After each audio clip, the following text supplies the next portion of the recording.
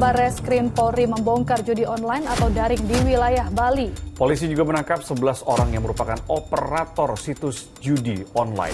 Polisi menangkap YouTuber berinisial IL setelah menjadi duta promosi bagi 6 situs judi online. Dalam setiap konten videonya, pelaku mampu meraup pendapatan hingga 395 juta rupiah. Seiring perkembangan zaman, membuat kita semakin mudah dalam mengakses hal apapun itu di internet.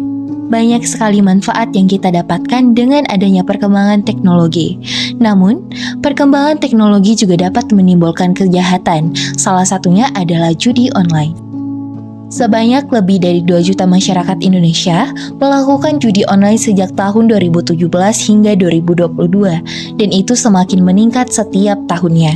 Yang sebelumnya nilai transaksi hanya berjumlah 2 triliun dengan jumlah transaksi 250.000 kali pada tahun 2017 menjadi 104 triliun dengan lebih dari 104 triliun juga jumlah transaksi pada tahun 2022. Dari meningkatnya jumlah masyarakat yang melakukan judi online ini juga dikarenakan kurangnya pemahaman akan dampak-dampak yang ditimbulkan dari judi online itu sendiri.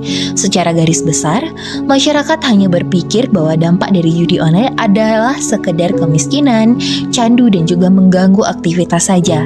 Hanya sebagian kecil yang mengetahui bahwa judi online dapat menyebabkan gangguan psikologis seperti stres, depresi, dan kecemasan.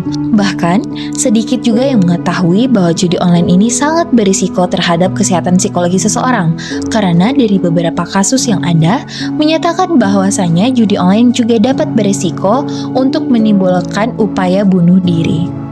Lalu, bagaimana denganmu? Apakah kamu tahu bahwa judi online dapat menyebabkan gangguan psikologis? Tahu nggak sih kalau berjudi secara terus-menerus hingga tidak terkendali dapat mengarah kepada gangguan psikologis? Kebanyakan dari kita menganggap bahwa judi online dapat menyebabkan stres dan depresi saja. Padahal, apabila judi dilakukan secara terus-menerus dapat mengarah kepada gangguan yang lebih spesifik. Pernahkah kamu melihat seseorang di sekitarmu melakukan judi online? Jika iya, apakah dia terlihat sering sekali bermain judi online secara terus-menerus? Lalu, apakah dia perlu berjudi dengan jumlah uang yang semakin meningkat untuk mencapai kegembiraan yang diinginkan? Atau bahkan terlihat gelisah dan mudah tersinggung ketika mencoba untuk mengurangi atau berhenti berjudi?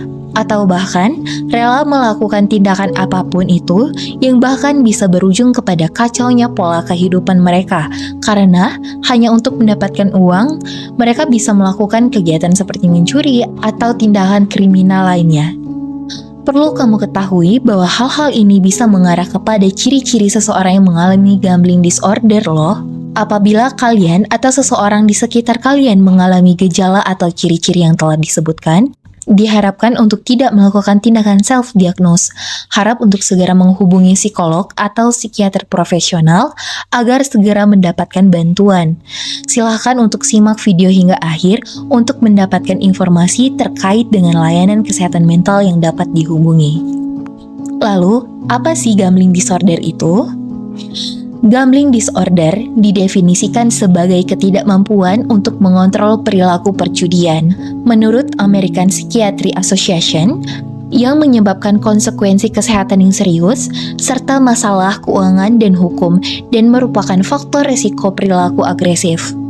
Menurut American Psychiatry Association, tingkat kasus gangguan perjudian dalam setahun terakhir adalah 0,2 hingga 0,3% pada populasi umum.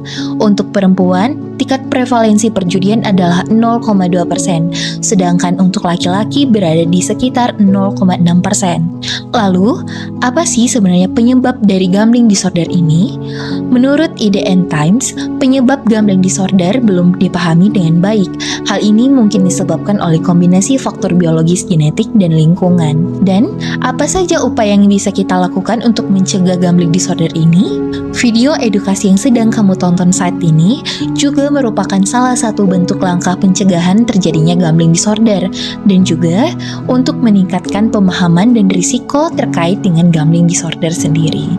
Lalu, ada juga beberapa cara atau langkah lainnya bisa kamu terapkan seperti menghindari perjudian dalam bentuk apapun, segera mencari bantuan profesional kesehatan mental ketika menyadari memiliki gangguan tersebut untuk mencegah lebih buruk.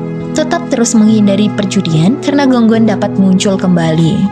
Jika kamu adalah seseorang yang pernah melakukan judi online dan sedang berupaya untuk berhenti melakukannya, kamu bisa mulai dengan mencari kesibukan atau kegiatan baru yang lebih bermanfaat, memperbanyak ibadah dan melakukan hal-hal positif lainnya, agar dapat mengalihkan diri dari rasa ingin bermain judi online. Namun, jika dirasa masih kesulitan untuk menghindari ataupun menjauhkan diri, maka kamu bisa menghubungi layanan bantuan kesehatan mental seperti psikolog terdekat yang ada di lingkungan sekitarmu.